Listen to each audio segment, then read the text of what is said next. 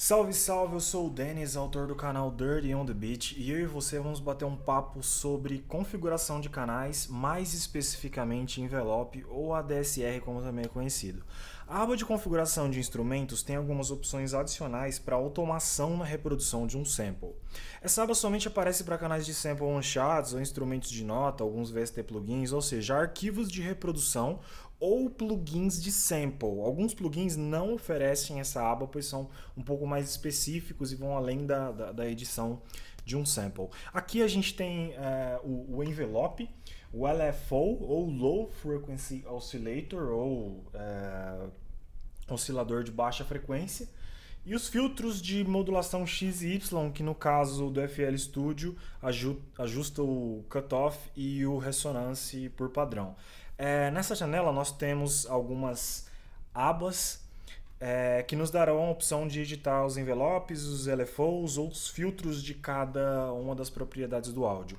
O panning, no caso, ele é o único que não tem um envelope, o volume, as modulações e tal, e também o pitch que nós já comentamos nas aulas anteriores. Basicamente, para ativar ou desativar uma dessas opções, você só precisa apertar esse botãozinho laranja aqui e está ativado ou desativado. Então a gente tem que responder uma pergunta. O que de fato é o envelope? O envelope é uma automação no áudio que nós geralmente encontramos em sintetizadores para controlar, como que eu posso dizer, o parâmetro, geralmente o volume ou frequência do filtro, ao longo do tempo de reprodução desse áudio. Os envelopes são essenciais para dar aos sintetizadores um som mais realístico e natural, já que nós podemos utilizar para simular os envelopes de um volume de um instrumento real, por exemplo. Eles também te dão a possibilidade de criar algum efeito especial para um novo timbre, um sample ou coisa assim. O tipo mais comum de envelope é conhecido como ADSR. No caso, para exemplificar um pouquinho melhor, Attack, Decay, Sustain, Release, que no caso o ataque pode ser traduzido como ataque, o decay como decaimento, sustain é o momento de sustento, release a gente pode traduzir como relaxamento, você vai encontrar mais ou menos, ou o momento o momento que ele libera o som. Referindo-se, então isso se refere às funções de cada parte do envelope. No FL Studio a gente tem alguns parâmetros a mais para dar um toque mais refinado, mas o conceito é o mesmo. Então, no caso, o delay aqui, ele já é um parâmetro, um parâmetro a mais no envelope do Fruity Loops. Então, já para a gente exemplificar, para que você entenda na prática como funciona, vai prestando atenção aí que quando eu estiver acionando a nota vai ficar laranjinha aqui. Então, por exemplo, vamos acionar o envelope aqui. Eu tenho aqui um prato. Tá? Então, por exemplo, se eu pressionar essa nota aqui com o envelope ativo, eu vou jogar um delay nesse envelope. Perceba que houve um atraso. Então o delay pode ser utilizado para adicionar um espaço de silêncio entre o início do sample e o começo do ataque. Então como eu disse no exemplo, se nós colocarmos nesse prato um delay, ele demora a entrar no ataque. Então, e o ataque? O ataque, por sua vez, é quando você pressiona a tecla dessa nota. O ataque é o tempo que ela leva para que esse som saia do zero, saia do silêncio, para o nível mais alto. É o tempo que ele leva para atingir o pico mais alto da amplitude. Se a gente tem um ataque um pouco mais demorado, ele demora para atingir esse pico. Então, vamos lá, para exemplificar. Eu vou colocar um ataque primeiro rápido. Então, quando eu aciono a nota, ele já entra no pico mais alto dessa amplitude. Agora, se eu colocar um ataque um pouco mais demorado, perceba que é como se ele tivesse iniciado aqui no áudio do sample e ele tivesse aumentado o volume mais ou menos aqui nesse pico, ele tivesse atingido a amplitude máxima do sample. Então, por exemplo, se eu aumentar mais ainda, veja que quando ele chegou no pico máximo da amplitude, eu já tinha o final do sample, por isso que você ouve baixinho. Então, por exemplo, se eu voltar um pouquinho, seria o ideal, um pouquinho para cá, veja que ele cortou o começo, né? Ele meio que corta o começo, mas ele pega o comecinho, o começo da amplitude mais alta, certo? Então, se eu tenho um prato um pouco mais rápido, né? O pico entra próximo ao momento que eu aciono a nota. Se eu tenho um ataque mais lento, ele vai demorar um pouco mais para chegar na amplitude mais alta. O hold, no caso do FL Studio, é quem segura o ataque no alto. Então ele prolonga esse momento de pico. Então, por exemplo, eu estou falando que eu atingi o pico mais alto da amplitude, então ele prolonga esse momento de pico. No caso, eu vou tirar para exemplificar um pouco melhor, até porque, como eu disse, o hold e o delay, no caso do FL Studio aqui, da janela de configuração de canais, são parâmetros um pouco mais refinados, para dar um toque a mais, né, nessa edição aqui. Mas se você visualizar outros plugins por aí, até mesmo em alguns plugins VST do próprio FL Studio, você vai ver que não tem nem o hold nem o delay. Então eles são a mais. Mas o ataque, o decay, o sustain e o release, que são A, D, S e R, eles continuam normalmente aqui. Vamos falar do decay aqui, né? O decay é o decaimento. Ele controla o quanto tempo leva para o som vir do pico inicial do ataque até um ponto de sustento, tá? Então, por exemplo, se eu aumentar o decay, ele prolonga esse tempo para que ele chegue no ponto de sustento. Para você entender melhor, eu já vou explicar direto o que é o sustain. O sustain se refere à amplitude que esse som vai ficar enquanto você segurar a nota. É basicamente o nível que seu som mantém quando você tem esse sample por um certo período. Ou seja, logo após vencer o ataque e ter a queda, que é o decay, o sustain, digamos assim, que é o volume que ele vai ficar de certa maneira. Então, por exemplo, se você segurar uma nota, ele vai vencer o ataque, ele vai ter o decaimento, e se você continuar segurando a nota, todo esse longo período que você estiver segurando a nota, essa amplitude vai ser definida pelo sustain. Então, no caso, pode ver que quando a gente mexe para cá, para cima ou para baixo, ele está se referindo a... Eu só dei uma ajustada no tension aqui para tirar essa curva aqui, já vou falar dele. Então, no caso, o sustain se refere à amplitude que esse sample vai ficar. Nesse momento aqui, por exemplo, se a gente tivesse um sample constante aqui, ou um loop, um sample, mas deixasse esse sample como um ponto de loop, né? Se você segurasse esse sample e ele ficasse repetidamente como se fosse uma nota infinita, o sustain seria o tempo de sustento, a amplitude de sustento que ele iria permanecer. E no caso, então, se a gente juntar o decay com o sustain, então basicamente, vamos mostrar aqui. Então, se eu colocar um sustain baixo, tá? E um decay curto, veja que quando eu pressiono a nota, ele sobe e desce e você percebe o efeito. Por quê? Porque se eu aumentar o sustain, perceba que o tempo que eu estou segurando a nota, ele aumentou a amplitude, ele aumentou, digamos assim, que o volume. O correto não é dizer o volume, né? Mas para exemplificar, ele aumentou o volume. Agora, se eu aumentar o decay, que é o decaimento, então ele vai demorar mais para cair para chegar nesse sustain. Mas olha, por exemplo, eu vou diminuir o sustain, eu vou colocar um sustain lá embaixo e eu vou deixar o decaimento um pouco mais longo. Então, por exemplo, eu vou encurtar mais. Veja que ele demorou um pouco mais para chegar no ponto do sustain, né? Porque eu aumentei. Pode ver, ele está aumentando.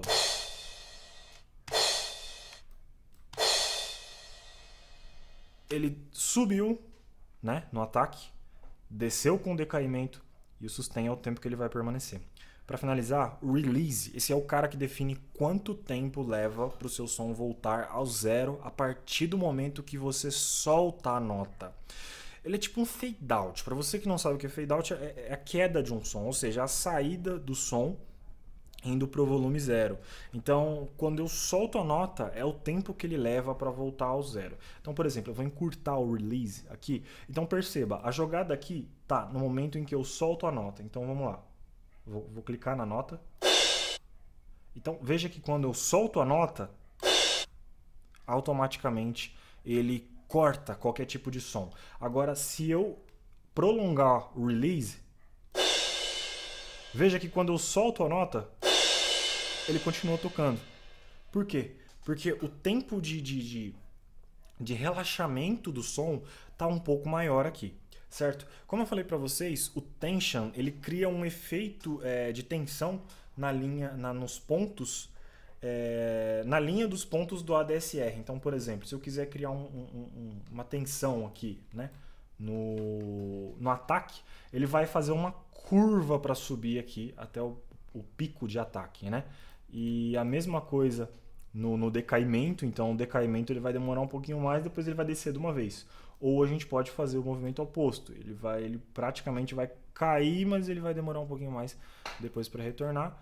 E também aqui no release a gente consegue fazer um release um pouquinho mais bonito e não tão robótico, né? Então veja que ele fica até um som bem mais realístico, algo bem mais próximo de um prato, e quando eu solto a nota ele ainda toca um pouco do som, porque a gente tem um release até legal aqui, né? Não tá aquela coisa robótica. Legal? Bom, para finalizar, o tempo aqui, a opção de tempo no envelope torna o ADSR e toda essa galera que eu acabei de falar baseada no tempo do sample. Ou seja, se você fizer uma alteração no tempo do sample, ele automaticamente vai diminuir ou aumentar, por exemplo, o ataque ou o decay do sample. Lembrando que o sustain, como eu falei, ele não é em tempo, e sim em amplitude. O ataque e o decay eles são em samples, eles são em tempo. E release também é em tempo, mas o sustain não. Ele é a amplitude do som. Para exemplificar, a gente pode dizer que é o volume, tá? Se a gente clicar no botão de tempo, você vai deixar ele baseado no tempo do sample, como eu acabei de falar, tá? Mas eu posso colocar qualquer um deles individualmente setado, por exemplo, para 1 step, 2 step, 3 step, 4 steps, enfim, digamos assim, para um tempo pré-definido. Bom, a gente tem também o LFO, ou Low Frequency Oscillator, ou oscilador de baixa frequência. O LFO, ele aplica, deixa eu puxar o sample aqui do LFO, ele aplica uma modulação na onda das propriedades do sample. Você pode selecionar o tipo da onda, o formato dela, sendo triangular, quadrada, ou a maneira comum. Então, comum, triangular ou quadrado, que é muito parecido com o formato do sinal da onda digital, a senoide digital, e ajustar as propriedades de cada uma delas. Então, no caso, o que o delay faz no LFO aqui? O delay cria um atraso, assim como no ADSR. O ataque, ele suaviza a entrada da onda. O amount aqui, digamos assim, que se você quiser usar o LFO, você precisa ativar e colocar alguma modulação no amount. Para a direita, ele vai nos dar um valor positivo, tá? E vai criar uma onda, digamos assim, com uma entrada normal. Se eu girar tudo para a esquerda, ele vai criar uma onda inversamente polarizada. Ele vai inverter os polos da onda. Ele basicamente define o quanto vai ser essa onda aqui no amount. Como eu falei, o delay ele cria um atraso, né? Como eu falei, a gente precisa de utilizar o amount se você quiser utilizar o Low Frequency Oscillator. Então, o delay ele cria um atraso, né? Ele vai demorar para entrar. Então, por exemplo, eu vou tirar qualquer ataque aqui primeiro. E o speed, já emendando, então o speed, por exemplo, vai determinar a velocidade dessa onda. Então, eu vou tirar o delay, eu vou tornar positivo. Veja que a entrada é diferente, ele já entra no polo negativo quando eu inverto a senoide. Então, no caso, a velocidade aqui vai determinar a velocidade dessa frequência. O ataque, como eu disse, vai suavizar a entrada dessa onda. Então, veja que no início ele começa, mas aí depois ele muda, né? O tempo é o mesmo esquema do anterior, ele vai se basear no tempo do sample para mudar as frequências.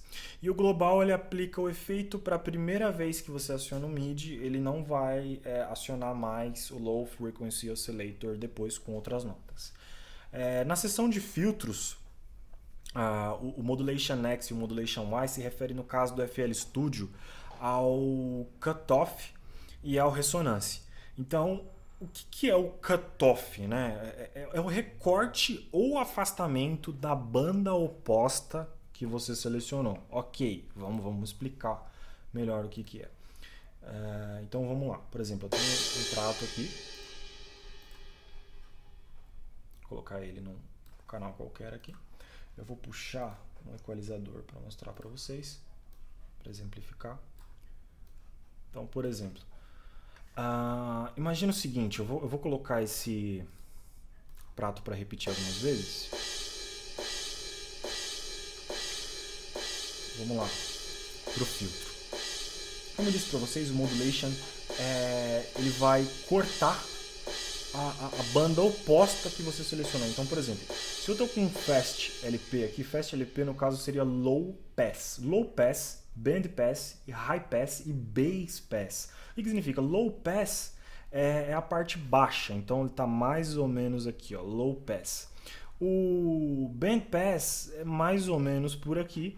E o High Pass seria na parte alta. O que isso se refere? Agudo e grave, basicamente. Então você tem as notas agudas aqui. O médio agudo, o médio grave, o grave, e aqui a gente chama de baixo ou super grave, né? Ele até chama de sub aqui no equalizador. Então, por exemplo, a gente vai deixar selecionado Low Pass aqui e eu vou deixar repetindo. Então, por exemplo, se eu for mudando o Modulation Max, o que ele está fazendo? Observa o seguinte, como eu disse, a gente selecionou Low Pass e ele está cortando a banda alta, ou seja, ele está cortando o agudo, porque eu selecionei Low Pass, então ele está cortando o agudo do meu som. Ele está dando um cutoff nesse agudo. Se eu selecionar tudo, ele praticamente vai ficar com zero agudo. É a mesma coisa que eu estivesse fazendo isso aqui, ó. Percebe? Percebe que é semelhante? Só que ele tem uma força maior e ele não funciona exatamente como o equalizador aqui do FL Studio. Já no caso do Resonance, ou no caso do Modulation Y, que no FL Studio é cutoff e ressonância. Isso não quer dizer que todos os plugins trabalham dessa maneira. Você vai encontrar plugins aí com diversos filtros, com diferentes filtros. Tem os tais dos filtros 3D, né, em 3 eixos. Tem o Modulation Z também, em alguns outros filtros. Então, por exemplo, no caso aqui, o Modulation Y, o Modulation Y, né, ele vai fazer um ressonância. E basicamente, ó, se você perceber, ele está fortalecendo mais ou menos essa área aqui, ó. O que ele está fazendo na prática? Na prática é como se ele estivesse fazendo isso aqui, ó. Isso é o ressonância. No caso, ele vai querer fortalecer a banda oposta do low pass. Então você vai definindo e ele vai adicionando, ele vai fortificando essa banda selecionada. Certo? Então, no caso, como eu disse, a gente tem o HP, o BP, o LP. Você pode ir testando aqui, fazendo os testes, certo? Bom, é isso. É interessante saber por que a gente tem esses caras aqui e não em plugins, né? Isso porque num projeto, digamos assim, projeto de verdade, um projeto grande e profissional, você possui muitos plugins e muitos canais. Esses editores aqui são básicos, então eles evitam a necessidade de chamar um plugin aqui no Mixer, por exemplo. Isso acarreta num projeto mais limpo, mais conciso e com menos carga para a CPU. Porque por mais que você tenha um computador bom, se você tiver aí 30 canais no Mixer e chamar um equalizador, um filter, ou o próprio plugin de envelope para cada um deles, você já ocupou um RAM que poderia ser utilizado de maneira mais inteligente. Se o computador não for tão bom assim, então eu nem preciso falar que você tem a obrigação de usar essas opções aqui, né? E por fim a gente tem algumas opções aqui embaixo. No caso, você tem o Piano Roll para visualização. Eu posso me basear no Fine Tune aqui também, que vai ser bem parecido com o Pitch, então perceba aí que ele muda a tonalidade das notas. Se eu clicar no Add to Key, ao invés de mudar ao invés de mudar todo o pitch de todo o piano roll, ele vai mudar o pitch de cada nota. Então ele vai adicionar semitons por nota. Então, por exemplo, ó.